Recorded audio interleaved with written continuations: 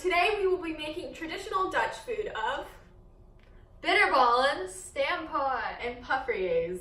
Laten we koken! I'm so excited. Let's get started. Wait, run! We have to wash our hands first. Oh, you're so right.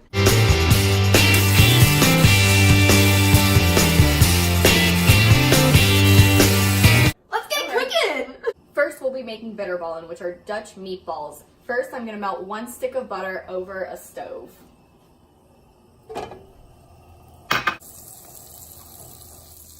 Next, I'm gonna add my 1 cup of flour to the melted butter bit by bit. Now we are going to be adding 3 cups of beef broth to make our gravy.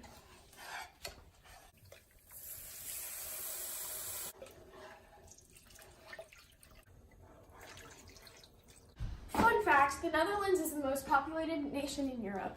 Now we're gonna let the mixture simmer for a few minutes.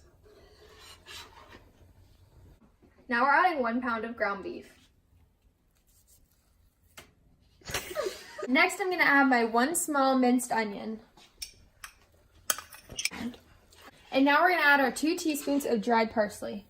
I'm going to add 1/4 teaspoon nutmeg, 1/2 teaspoon salt, and 1 teaspoon black pepper. Now we're gonna let it rest in the fridge. History fact. One of the most famous pieces of artwork from the Northern Renaissance is The Fall of Icarus by Peter Bruegel the Elder. Next, you're gonna take your 1 cup of breadcrumbs and your 1 cup of flour and pour it on 2 separate plates. Make sure you have 3 eggs beaten ready. The next step is to first roll the mixture into balls. Next, roll them into flour, then coat them with egg, and lastly, roll them in breadcrumbs. Your mixture should look like this. Next, stick them into the deep fryer for 4 to 5 minutes. Nice. And here's the final product. Fun fact, more than 1/4 of the Netherlands is below sea level. Next, we'll be making stamppot. A dish composed of potatoes and sausage. First, we are going to wash and peel 1.5 pounds of potatoes. Now we're going to chop the potatoes into quarters. Now we're going to put the potatoes into a pot. Fun fact, the Netherlands have the tallest people in the world. The average male in the Netherlands is 6 feet tall, and the average woman is 5'5". Now fill the pot with water 1 inch above the potatoes. Now add 1 bay leaf and then put the pot on high heat until it boils. Now you're gonna cut your 1/2 pound of kielbasa sausage into 1-inch pieces.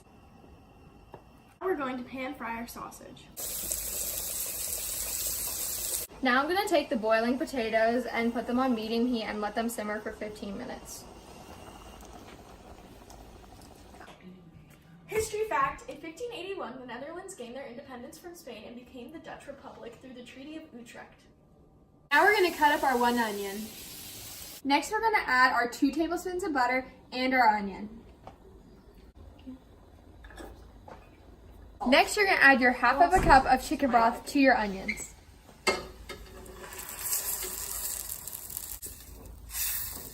Fun fact, the Netherlands has the largest amount of coffee drinkers. Once the potatoes are done, strain them. Now we're going to add 1/2 cup of heavy whipping cream to the potatoes. Next, add a pinch of cloves. Now we're going to add our simmering onion mixture to the potatoes. Next, we're going to mash the potatoes. We're gonna add our sausage to the potatoes.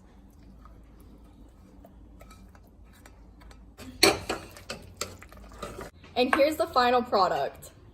Fun fact, around 30% of Netherlands babies are born at home.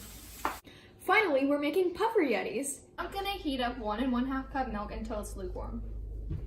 Now we will be adding 1 1/4 teaspoon of yeast to our 1 1/2 cup warm milk. Now I'm going to stir the yeast and milk to combine them, and then we're going to wait 10 to 15 minutes for the yeast to get frothy. History fact, during World War II, when Netherlands were occupied by Germany, the Jews faced oppression, and one of these Jews was Anne Frank. I will add my 1 3/4 cup of flour, my 2 tablespoons of sugar, and my pinch of salt into a large Bowl.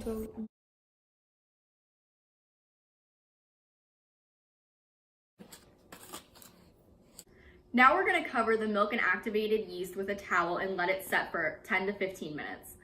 History fact! William of Orange, the King of the Netherlands, left the Netherlands to become the King of England. Now I'm going to uncover the milk, add the flour and the egg and mix. Now we're going to be making the pufferyettis. Make sure that your pufferyetti is thin.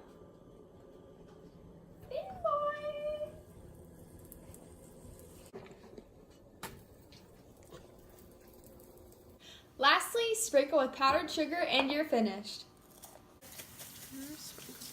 History fact! The Netherlands had the most successful economy in the 17th century, thanks to the Dutch East India Company and the Bank of Amsterdam. Now it's time to clean up.